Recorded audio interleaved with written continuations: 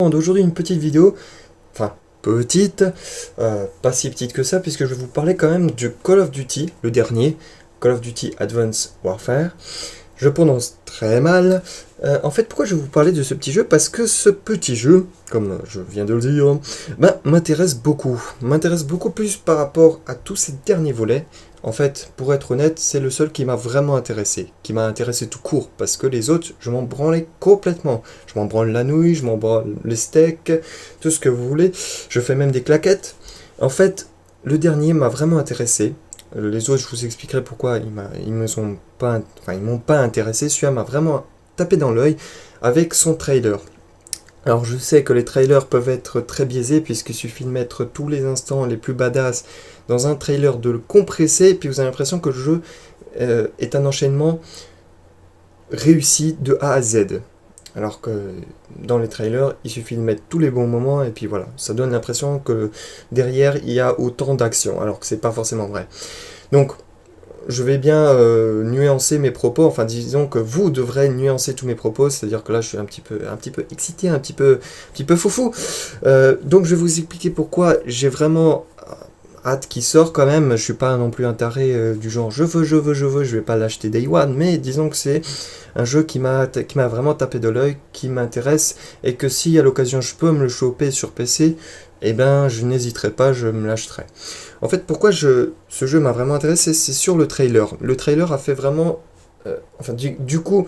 pas du coup. Le trailer, tout simplement, il s'est focalisé sur un personnage. L'antagoniste, c'est-à-dire le méchant de l'histoire. Ce personnage est un antagoniste très intéressant. Pour le simple principe que celui-ci est, entre guillemets, réel ou crédible. Je l'ai déjà expliqué dans une autre vidéo, un faucet, la crédibilité, c'est-à-dire que c'est en fait le principe que l'histoire est en soi complètement folle, c'est-à-dire qu'il y a des trucs qui sont complètement aberrants, mais tout ce qui est à l'intérieur de cette bulle, de cette histoire, est cohérent, c'est-à-dire que il n'y a pas un truc qui tourne un coup qui arrive de nulle part, hein, comme un cheveu sur la soupe, c'est-à-dire que tout respecte un certain ordre, une cohérence scénaristique, et du coup, ça donne un poids. Et ce personnage a vraiment, enfin cet antagoniste du coup, a vraiment un poids très lourd. Enfin, entre guillemets, lourd. Il n'est pas lourd, mais voilà, vous avez compris. Il a un poids très lourd parce que, en fait, tous les propos, vous pouvez aller voir le trailer pour vous rafraîchir la mémoire ou le voir parce que si vous ne l'avez pas encore vu. Dans le trailer, je vais vous résumer ce qu'il dit, c'est qu'en fait, l'Amérique a essayé d'instaurer des démocraties un peu partout. Elle a échoué partout, donc ça veut dire tentative sans réussite zéro, et que même en Amérique, c'est un peu le foutoir. Je vais pas refaire le scénario du dernier Call of Duty, puisqu'il explique en 2-3 lignes ce qui s'est passé, mais en Amérique, c'est aussi la merde. Et le gars, il part d'un principe de base. La démocratie, ça n'a pas réussi parce que c'est pas ce que les gens ils veulent. Les gens, ils veulent une personne qui les dirige d'une main de fer. Un peu comme un roi, un peu comme un dictateur. Il dit que c'est ça ce qui marche. Les gens, on leur donne la liberté, et ils n'en veulent pas. C'est-à-dire que, par exemple, un truc tout con, vous prenez la campagne solo de Call of Duty, elle est ultra scriptée, c'est-à-dire que vous pouvez rien faire. Vous êtes obligé de suivre les ordres, c'est-à-dire vous avancez si on vous dit d'avancer, vous reculez si on vous dit de reculer, à droite c'est la même chose, et à gauche aussi. On vous donne aucune liberté, les gens se plaignent, mais les gens y jouent toujours. C'est-à-dire les gens qui ont eu l'habitude, bon, à force, ils n'y jouent plus trop, mais on remarque qu'ils font quand même encore des campagnes solo, ce qui veut dire qu'il y a quand même des gens qui jouent, parce que sinon ils en feront plus, ils en feraient plus. Donc ça veut dire qu'il y a quand même des gens qui jouent, même en sachant que c'est complètement scripté. Et il y a des gens qui râlent, et généralement les gens qui râlent, c'est les gens qui y jouent. Ce qui est complètement contradictoire, c'est-à-dire que comme si, je sais pas, dans une dictature quelconque, vous allez dire, ouais mais la dictature c'est chiant, mais vous allez continuer à vivre au jour le jour. Vous allez vivre comme n'importe qui. Vous allez vous plaindre, mais vous n'allez rien faire pour changer la donne. Voilà, donc en gros, c'est ce qu'il a expliqué. Et du coup, c'est vraiment ce qui m'a donné envie de jouer à ce Call of, puisque en fait, il a un ancrage quand même dans une réalité, puisqu'il dit que l'Amérique a tenté d'instaurer des démocraties un peu partout, ce qui est vrai, puisque les dernières guerres que l'Amérique a balancées en Irak, Iran et tout ce qui est Afrique du Nord, c'était pas vraiment pour instaurer une démocratie, c'était plus pour pour le pétrole, les ressources premières, ou pour faire tomber des, entre guillemets, des dictatures, mais il y a encore des choses qu'on ne sait pas, ou disons qu'il y a toujours des trucs inavoués, hein, comme le pétrole par exemple. Mais disons que l'argument premier c'était ça. Et du coup il se base sur des événements réels, ce qui donne encore plus de crédibilité aux méchants et à l'histoire du coup. Et là je vais faire un petit parallèle avec Far Cry 3 et Batman. Far Cry 3, ils ont fait exactement la même chose, c'est-à-dire toute la com c'est axé sur l'antagoniste. On a aucun, alors si je me trompe pas, pratiquement aucun trailer ne s'est intéressé à l'héros. Enfin, le héros de l'histoire. Tous se sont axés sur le méchant dont je me souviens plus le nom, donc vous m'excuserez, c'est celui qui a la crête et qui est complètement taré. Pareil, ils se sont axés sur le méchant. Bien que le méchant, je vous spoil tout de suite, il crève à la moitié du jeu, ou trois quarts.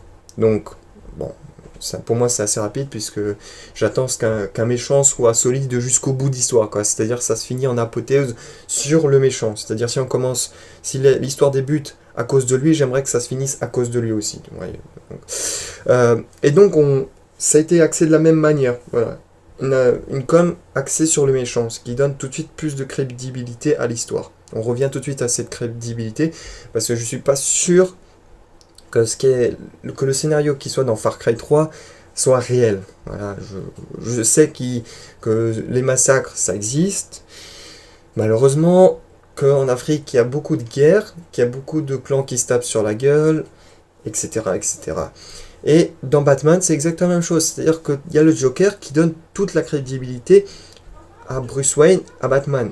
C'est-à-dire que le méchant, l'antagoniste, est tellement badass, avec tous ses travers. On ne sait pas s'il est complètement taré, puisque des fois il arrive à échafauder des plans de malade. Donc, si on est taré, on ne peut pas faire ce genre de truc que le Joker fait. Il est un peu taré, il n'a pas peur de la mort, il n'a pas peur de Batman en soi-même. Parce que, bon, il le défie comme ça, comme si c'était un jeu, comme s'il prenait du plaisir. Et Batman lui-même n'est pas un héros complètement idiot, c'est-à-dire c'est pas juste le matin il s'est levé en se disant tiens, si j'allais sauver la veuve et l'orphelin. Il a une raison de se battre. C'est-à-dire qu'à la base, ses parents sont morts à cause d'une personne et il s'est dit à ce moment-là qu'il serait bien de faire quelque chose pour essayer de changer la donne. Ou du moins essayer de tabasser des gens pour passer sa colère. Et ben, voilà, il s'est pas levé de façon typique comme, je sais pas, un Superman qui se dirait bon, bah il faut que je sauve les gens. Pourquoi ? Parce qu'il faut juste que je sauve les gens. C'est pareil, les méchants du type et de façon stéréotypée qui font moi j'ai envie d'être le maître du monde. Pourquoi ? Parce que j'ai envie d'être le maître du monde, ça ne marche pas.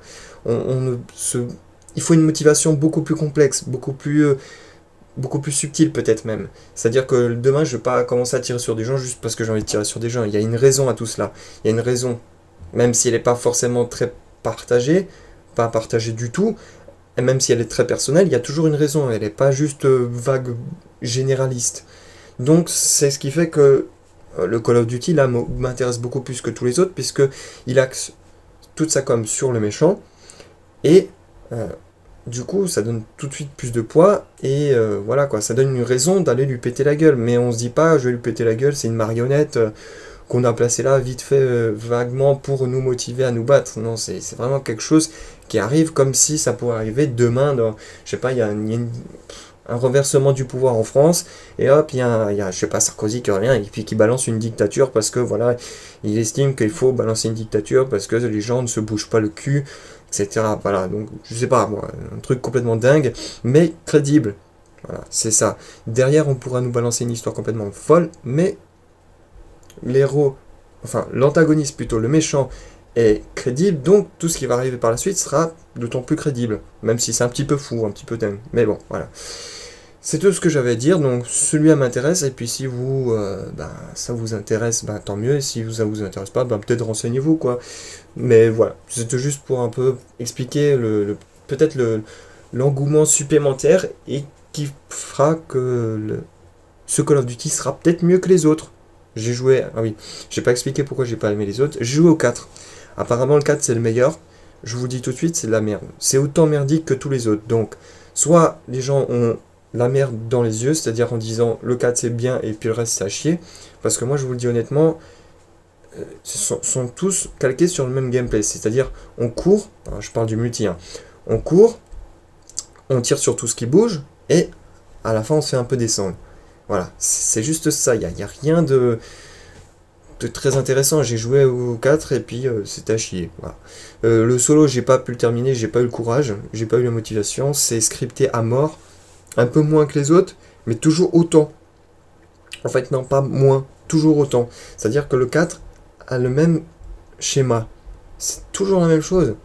Il n'y a rien d'innovant. C'est fou ça. Et les gens disent que les autres sont pires. Ben non, ils sont soit aussi bien que le 4, soit aussi nuls que le 4.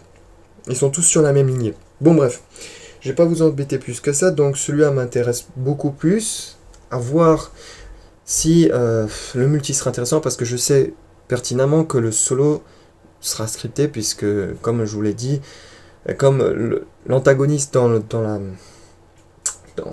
la bande-annonce l'a dit, les gens ne cherchent pas une démocratie, ils ne veulent pas être libres. Ils font semblant de gueuler parce qu'ils sont pas libres, mais en réalité, ils s'en branlent. Ils veulent pas de liberté. C'est pas faux, hein, parce que les gens, on leur fout des solos scriptés, ils y jouent encore.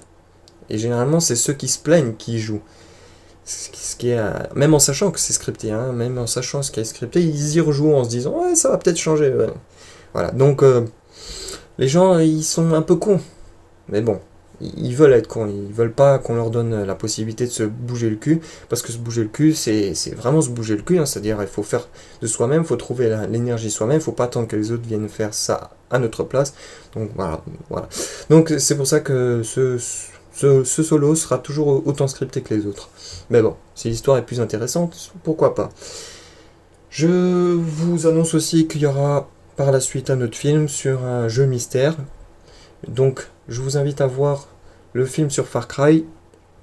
Pour ceux qui n'auraient pas joué au Far Cry le premier du nom, qui ont découvert Far Cry sur le troisième volet, je vous invite à voir le premier parce que c'est pas du tout la même chose, c'est pas déjà les mêmes développeurs, c'est pas Ubisoft eux-mêmes qui l'ont fait, c'est Crytek, donc le gameplay est complètement différent, l'histoire pareil, donc ça permettrait de vous mettre à jour sur la licence Far Cry. Je vais tâcher de faire un jour un film sur Far Cry 2, c'est pas encore dans les bacs. Là, je suis en train de mettre en place un film sur un autre jeu que vous verrez quand il sortira. Ça sera la surprise totale. J'ai rien d'autre à dire. On se retrouvera pour d'autres vidéos. Et moi, je vous dis à ciao, bonsoir.